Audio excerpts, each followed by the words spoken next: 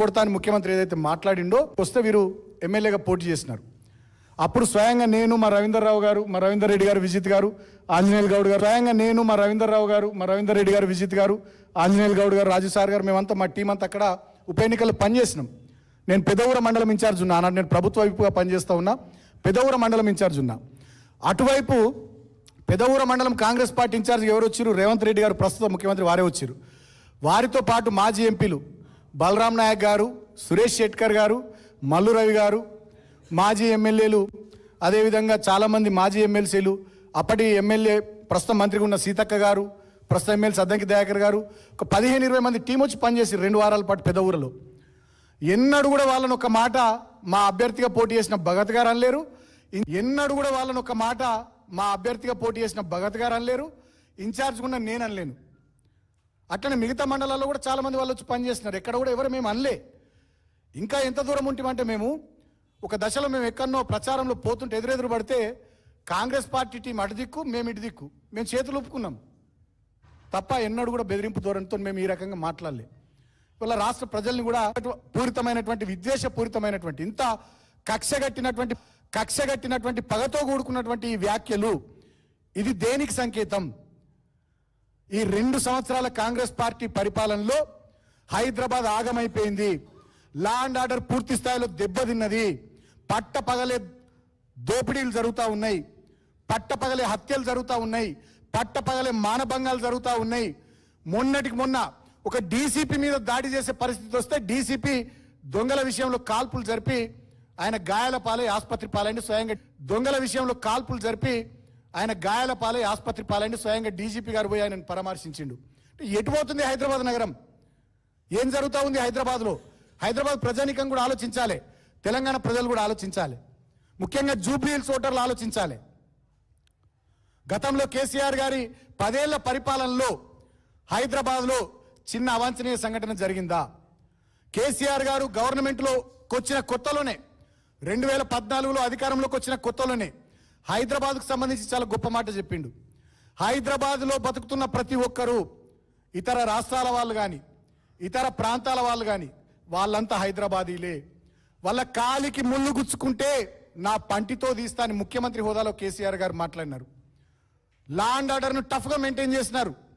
హైదరాబాద్లో drinking water supply కానీ, power supply కానీ, 24/7 ఇన్ఫ్రాస్ట్రక్చర్ క్రియేషన్ కానీ, పెద్ద పెద్ద హైవేలు, స్కైవేలు, ఫ్లైఓవర్లు, అండర్ పాసులు, అద్భుతమైనటువంటి డ్రైనేజ్, ఈ రకమైనటువంటి సకల సౌకర్యాలు, పార్కులు, ఓపెన్ జిమ్లు, చిల్డ్రన్ ప్లే ఏరియాలు, కమ్యూనిటీ హాళ్ళు, బస్తీ దవాఖానాలు, ఇటువంటి ఎన్నో సౌకర్యాలు కల్పించి హైదరాబాద్ను అన్ని వర్గాల ప్రజలు, అన్ని కులాలు, అన్ని మతాలు, అన్ని ప్రాంతాలు, అన్ని రాష్ట్రాల వాళ్ళు సంతోషంగా ఉండేటటువంటి ఒక సేఫెస్ట్ డెస్టినేషన్గా కేసీఆర్ గారు హైదరాబాద్ను తీర్చిదిద్దిండు.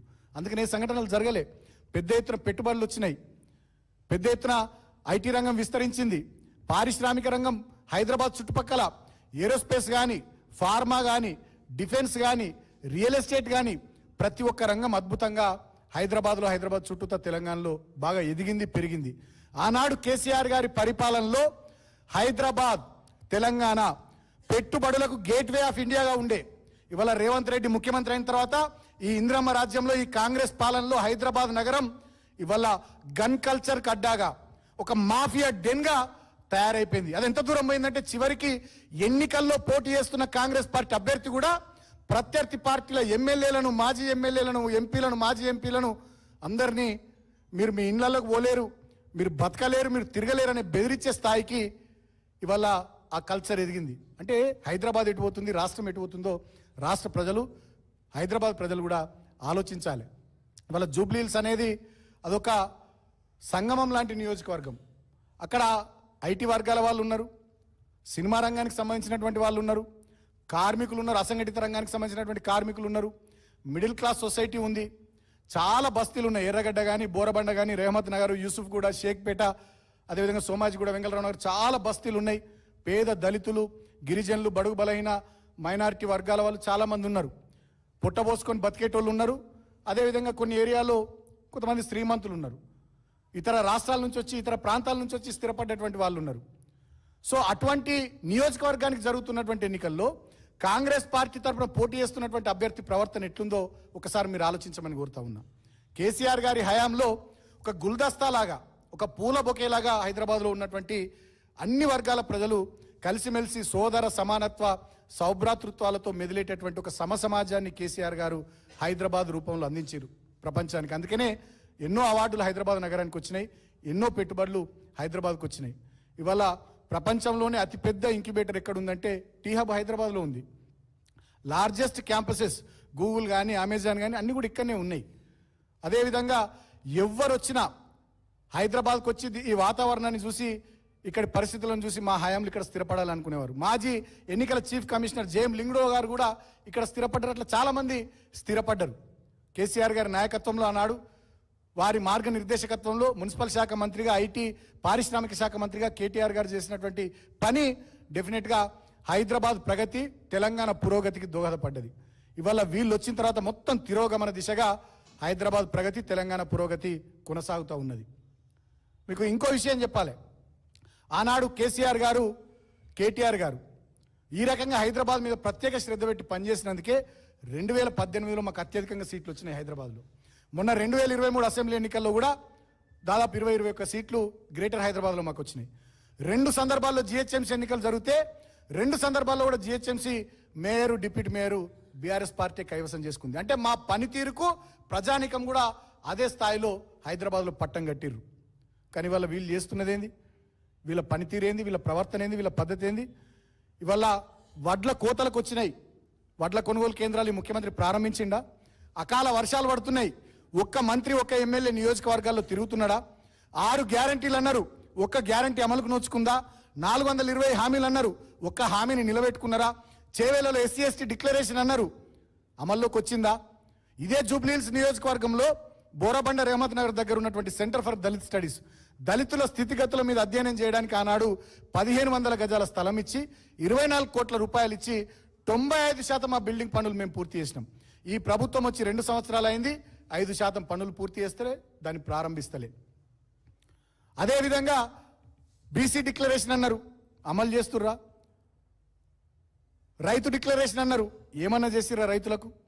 నిరుద్యోగులకు సరూర్ నగర్లో ప్రియాంక గాంధీ గారు వచ్చి అనేక రకాలైన హామీలు ఇచ్చారు. 2 లక్షల ఉద్యోగాలు అన్నారు, నిరుద్యోగ భృతి నెలకు 4,000 అన్నారు. ఏమైపోయినాయి అన్ని? అదే నిరుద్యోగుల్ని ఆర్టీసీ క్రాస్ రోడ్స్ దగ్గర, అశోక్ నగర్ చౌరస్తాలో గ్రూప్ 1 ఉద్యోగాల విషయంలో వాళ్ళు మాట్లాడితే మీ ప్రభుత్వాన్ని నిలదీస్తే వాళ్ళ మీద లాఠీ చార్జీలు చేశారు.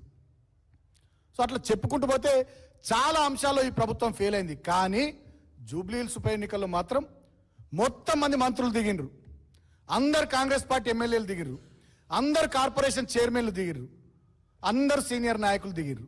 ఇక ఈ రాష్ట్రంలో వేరే పనే లేదన్నట్టుగా ముఖ్యమంత్రితో సహా మొత్తం కౌరవ దండు ఒక భర్తను కోల్పోయిన ఆడబిడ్డ మీద ఇవాళ ఆమెను ఎట్లయినా ఓడగొట్టాలనేటటువంటి ఒక కక్షతోని ఇవాళ అక్కడ దిగి మొత్తం పరిపాలన యంత్రాంగం అంతా అటకెక్కించి పాలనను గాలికొదిలేసి పోలీసులు, నోటీసులు, కేసులు, సూట్ కేసులు, వీళ్ళందరి ప్రచార పట్టటోపాల మధ్య ఇవాళ జూబ్లీహిల్స్ను రణరంగంగా మార్చేసిరు. ఇక దాన్ని పీక్కు తీసుకుపోయారు నిన్న అభ్యర్థి మాట్లాడిన బెదిరింపు వ్యాఖ్యలతోని. భర్తను కోల్పోయిన ఆడబిడ్డ మా పార్టీ ఒక మీటింగ్ పెడితే ఆ కార్యకర్తలందరినీ చూస్తూ గోపీనాథ్ గారు మరణించారు కానీ నాకు ఇంత పెద్ద కుటుంబాన్ని ఇచ్చిపోయారని ఆమె కళ్ళనీళ్ళు పెట్టుకుంటే 2-3 మంత్రులు దాన్ని కూడా డ్రామా అని విమర్శిస్తారు ఆమెను. కనీసం సంస్కారం లేదా మంత్రులకు? వారి కూతుళ్ళు వాళ్ళ అమ్మకు అండగా నిలబడాలని చెప్పి వాళ్ళ కూతుళ్ళు ప్రచారంలో తిరిగితే ఆ అమ్మాయిల మీద కేసులు పెడతారు. అదేవిధంగా ఇంకా దుర్మార్గంగా ఎన్నికల కోడ్ ఉండంగా, ఎన్నికల ప్రవర్తన నియమావళి ఉండంగా నిన్న ముఖ్యమంత్రి గారు సినీ కార్మికుల మీటింగ్లో జీవోలు ఇస్తా, నేను ఈ హామీ ఇస్తున్నా అని చెప్పి కోడ్ వయలేషన్ పూర్తి స్థాయిలో ఆయన మాట్లాడుతుంటారు. మంత్రులు వచ్చి బస్తీలలో తిరుగుతూ ఈ కబరాన్ని ఇస్తాం, ఈ కబ్రస్థాన్కు మేము శాంక్షన్ ఇస్తాం, ఆ కమ్యూనిటీ హాల్కు శాంక్షన్ ఇస్తామని చెప్పి, ఈ రోడ్డు శాంక్షన్ ఇస్తాం, అది ఇస్తాం, ఇది ఇస్తాం బ్యాక్ డేట్లో అని చెప్పి వాళ్ళు కూడా పూర్తి స్థాయిలో ఎన్నికల ప్రవర్తన నియమావళిని తుంగల దొక్కి అధికార దుర్వినియోగానికి మంత్రులు కూడా పాల్పడుతూ ఉన్నారు. మేము అడుగుతా ఉన్నాం బీఆర్ఎస్ పార్టీగా, ఎలక్షన్ కమిషన్ ఏం చేస్తూ ఉంది? ఎలక్షన్ కమిషన్ ఏమైనా కాంగ్రెస్ పార్టీకి చుట్టంగా మారిందా? డెఫినెట్గా ఈ అన్ని అంశాల మీద ఇప్పటికే కొన్నిటి మీద కంప్లైంట్ ఇచ్చినాం, మిగతా అంశాల మీద కూడా బీఆర్ఎస్ పార్టీ తరఫున మేము కంప్లైంట్ ఇవ్వబోతా ఉన్నాం. అంటే ఇవన్నీ పూర్తి స్థాయిలో పరిపాలనను గాలికి వదిలేసి కేవలం జూబ్లీ హిల్స్లో ఒక ఆడబిడ్డను ఓడగొట్టాలని చెప్పి ఒక కౌరవ దండు దిగినట్టుగా ఇవాళ జూబ్లీ హిల్స్ మీద పడ్డారు. బెదిరింపు ధోరణితోని, పోలీసు బలగాలతోని, అక్రమ కేసులతోని, నోటీసులతోని ఇవాళ ఎలాగోలా ఏదోటి గట్టెక్కాలనేటటువంటి ప్రయత్నం చేస్తూ ఉన్నారు. అందుకనే నేను తెలంగాణ ప్రజానీకానికి బీఆర్ఎస్ పార్టీ తరపున జూబ్లీ హిల్స్ నియోజకవర్గ ఓటర్లకు కూడా విజ్ఞప్తి చేస్తూ ఉన్నా.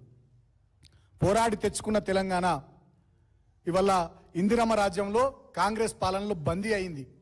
స్వేచ్ఛ లేదు, సమానత్వం లేదు, వాక్ స్వాతంత్రం లేదు. జర్నలిస్టుల మీద కేసులతో మొదలుకుంటే బీఆర్ఎస్ పార్టీ కార్యకర్తల మీద, చివరికి గోపీనాథ్ గారి బిడ్డ మీద కూడా కేసుల దాకా ఈ ప్రభుత్వం బరిదెగించింది. ఇటువంటి ఈ ప్రభుత్వం 420 హామీలని, డిక్లరేషన్లని, 6 గ్యారంటీలని, చివరికి ఇంత దుర్మార్గంగా ఒక రాక్షస పాలన నడిపిస్తున్నటువంటి ఈ కాంగ్రెస్ ప్రభుత్వానికి తగిన రీతిలో చెంపపెట్టు లాంటి తీర్పిచ్చే అద్భుతమైనటువంటి సందర్భం ఈ జూబ్లీ హిల్స్ ఉప ఎన్నిక. కాబట్టి జూబ్లీ హిల్స్ నియోజకవర్గ ఓటర్లే కాదు, యావత్ తెలంగాణ సమాజం మేల్కోవాలి. నవంబర్ 11వ తారీఖు నాడు జరిగే ఎన్నిక ఇది కేవలం జూబ్లీ హిల్స్ ఓటర్లకు సంబంధించిన ఎన్నికనే కాదు. మా రైతన్నకు కాని 2 లక్షల రుణమాఫీ మీరు బదులా తీర్చుకోవాలి. ఎన్నికల్లో జూబ్లీ హిల్స్ లో ఉన్న ఓటర్లకు మీరు మాట్లాడాలి, అవసరమైతే వచ్చి కలవాలి. మమ్మల్ని మోసం చేసింది ఈ ప్రభుత్వం, ఈ ప్రభుత్వానికి వ్యతిరేకంగా మీరు ఓటేయమని చెప్పాలి. రైతు భరోసా పేరిట 15,000 ఇస్తామన్నటువంటి ఈ ప్రభుత్వానికి రైతన్నలు బుద్ధి చెప్పాలి. ఈ జూబ్లీ హిల్స్ ఎన్నికల్లో మీరు ఎక్కడ ఉన్న వాళ్ళైనా, మీ బంధువులు ఉన్నా, మీకు తెలిసిన వాళ్ళు ఉన్నా, దయచేసి మీరు ఇక్కడ వాళ్ళతో మీ విషయాలను పంచుకోవాలి. అదేవిధంగా పెన్షన్లు ఇస్తామన్నారు, కళ్యాణ లక్ష్మి, తులం బంగారం అన్నారు. అనేక రకాలైనటువంటి హామీలు ఇచ్చి మహిళా వర్గాలను కూడా మోసం చేసినందుకు మహిళలు కూడా ఈ జూబ్లీ హిల్స్ ఎన్నికల్లో కాంగ్రెస్ పార్టీకి బుద్ధి చెప్పాల్సిందిగా నేను విజ్ఞప్తి చేస్తా ఉన్నా. మా నిరుద్యోగ యువతను కూడా మేము కోరుతా ఉన్నాం. 2 లక్షల ఉద్యోగాలు, 4,000 నిరుద్యోగ భృతి అని చెప్పి మిమ్మల్ని మోసం చేసిన ఈ కాంగ్రెస్ పార్టీ కూడా అద్భుతం